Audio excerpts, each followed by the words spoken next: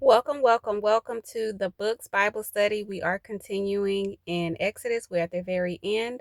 We are on chapter 39. I want you also to keep in mind that you may see repetition in the Bible. Please don't let that discourage you or make you pass over a chapter. If God saw fit for it to remain there, that means that it's some level of importance to it. In this case, we saw that God instructed them how to build the tabernacle, right? And we're seeing the actual construction go forth um, without any incident so far, right? So, Exodus chapter 39, verse 1. Of the blue, purple, and scarlet thread, they made garments of ministry for ministering in the holy place, and made the holy garments for Aaron, as the Lord had commanded Moses. Verse 2. He made the ephod of gold, blue, purple, and scarlet thread, and of fine woven linen. Verse 3. And they beat the gold into thin sheets and cut it into threads to work it in with the blue, purple, and scarlet thread, and the fine linen into artistic designs. Verse 4. They made shoulder straps for it to couple it together. It was coupled together at its two edges. Verse 5. And the intricately woven band of his ephod that was on it was of the same workmanship, woven of gold, blue, purple, and scarlet thread, and of fine woven linen, as the Lord had commanded Moses. Verse 6. And they set onyx stones, enclosed in setters of gold. They were engraved, as signets are engraved, with the names of the sons of Israel. So the priestly garments were described to Moses. The instruction for them were spoken to Moses in Exodus chapter 28. So if you want to go like a side by side and see, hey, did they follow the exact thing, you could go keep Exodus 39 open and also Exodus chapter 28. Verse 7 says, He put them on the shoulders of the ephod as memorial stones for the sons of Israel, as the Lord had commanded Moses. Verse 8.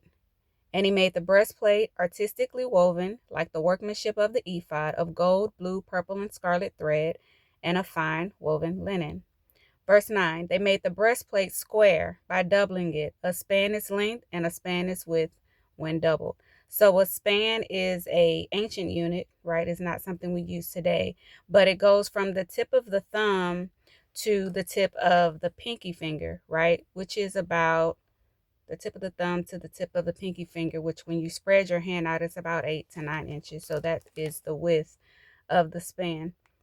Verse 10 says, so if you think about the breastplate, it was just, literally just enough to cover your breast. Verse 10 says, they set it in 4 rows of stones, a row with sardius, a topaz, and an emerald as the first row. Verse 11, the second row, a turquoise, a sapphire, and a diamond. Verse 12, the third row, a jacinth, a agate, and a amethyst. Verse 13, the fourth row, a beryl, an onyx, and a jasper. They were enclosed in settings of gold in their mountings. Verse 14, there were 12 stones according to the names of the sons of Israel, according to their names, engraved like a signet, each one with its own name according to the 12 tribes. Verse 15, and they made chains for the breastplate at the ends like braided cords of pure gold. Verse 16, they also made 2 settings of gold and 2 gold rings, and put the 2 rings on the 2 ends of the breastplate. Verse 17, and they put the 2 braided chains of gold in the 2 rings at the ends of the breastplate. Verse 18, the 2 ends of the 2 braided chains they fastened in the 2 settings and put them on the shoulder straps of the ephod in the front. Verse 19, and they made 2 rings of gold and put them on the 2 ends of the breastplate on the edge of it, which was on the inward side of the ephod. Verse 20, they made 2 other gold rings and put them on the 2 shoulder straps underneath the ephod towards its front, right at the seam above the intricately woven band of the ephod. Verse 21, and they bound the breastplate by means of its rings to the rings of the ephod with a blue cord, so that it would be above the intricately woven band of the ephod, and that the breastplate would not come loose from the ephod, as the Lord had commanded Moses. Verse 22, he made the robe of the ephod of woven work, all of blue. Verse 23, And there was an opening in the middle of the robe, like the opening in a coat of mail, with a woven binding all around the opening so that it would not tear. Verse 24, they made on the hem of the robe pomegranates of blue, purple, and scarlet, and of fine woven linen. Verse 25, and they made bells of pure gold and put the bells between the pomegranates on the hem of the robe all around between the pomegranates. Verse 26, a bell and a pomegranate, a bell and a pomegranate, all around the hem of the robe to minister in, as the Lord had commanded Moses. Verse 27, they made tunics, artistically woven of fine linen for Aaron and his sons. Verse 28, a turban of fine linen, exquisite hats of fine linen, short trousers of fine woven linen. Verse 29, and a sash of fine woven linen with blue, purple, and scarlet thread, made by a weaver, as the Lord had commanded Moses. Verse 30, then they made the plate of the holy crown of pure gold and wrote on it an inscription like the engraving of a signet, holiness to the Lord. Verse 31, and they tied to it a blue cord to fasten it above on the turban, as the Lord had commanded Moses. Verse 32, thus all the work of the tabernacle of the tent of meeting was finished, and the children of Israel did according to all that the Lord had commanded Moses, so they did. Verse 33, and they brought the tabernacle to Moses, the tent and all its furnishings, its clasps, its boards, its bars, its pillars, and its sockets. Verse 34, the covering of ram skins dyed red, the covering of badger skins, and the veil of the covering. Verse 35, the ark of the testimony with its poles and the mercy seat. Verse 36, the table, all its utensils, and the showbread. Verse 37, the pure gold lampstand with its lamps, the lamp set in order, all its utensils, and the oil for light. Verse 38, the gold altar, the anointing oil, and the sweet incense, the screen for the tabernacle door. Verse 39, the bronze altar is great of bronze, its poles and all its utensils, the laver and with its base. Verse 40, the hangings of the court, its pillars and its sockets, the screen for the court gate, its cords and its pegs, all the utensils for the service of the tabernacle, for the tent of meeting. Verse 41, and the garments of ministry to minister in the holy place, the holy garments for Aaron the priest, and his sons' garments to minister as priests. Verse 42, according to all that the Lord had commanded Moses, so the children of Israel did all the work.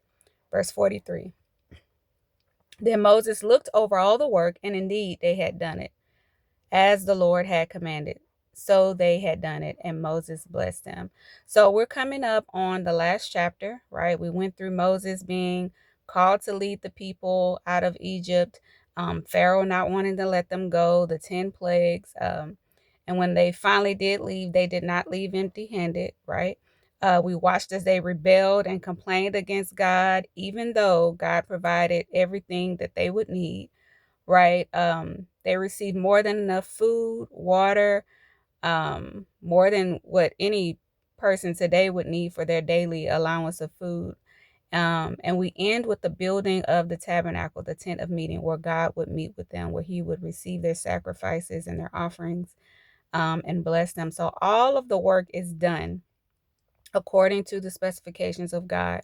And I can say this, that Moses definitely was called by God, right? Because when you think about it, there was 603,000 men. That's just 20 and over, right? So you're not counting the women, you're not counting any of the children 20 and under. That's just 603,000, well, 550 men, right? So for him to be able to lead that amount of people, for them to be able to complete this work to the exact specification. So you think about putting even 3 people together to try to work on something these days, and it's an argument, right? So you can imagine him being able to instruct and direct that amount of people. And for them, we kind of see their character, right? So for them to do this, I think they're still under that, wanting to please God, not wanting God's wrath to be upon them. So I do want to know how long it took them to build all these things, right? And I don't know if it's going to let us know, but Definitely stay tuned for the final chapter of Exodus, Exodus chapter 40. We're going to get into Leviticus, where it talks more about the offerings and the tabernacle and the things that are done in that, the laws, the commandments, and stuff. And so you definitely need the background to even who the children of Israel are. Why were they in Egypt? All of those things, you got to read through Genesis and Exodus, right?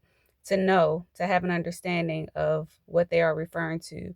Because as you see, God definitely loves leaving a memorial, right?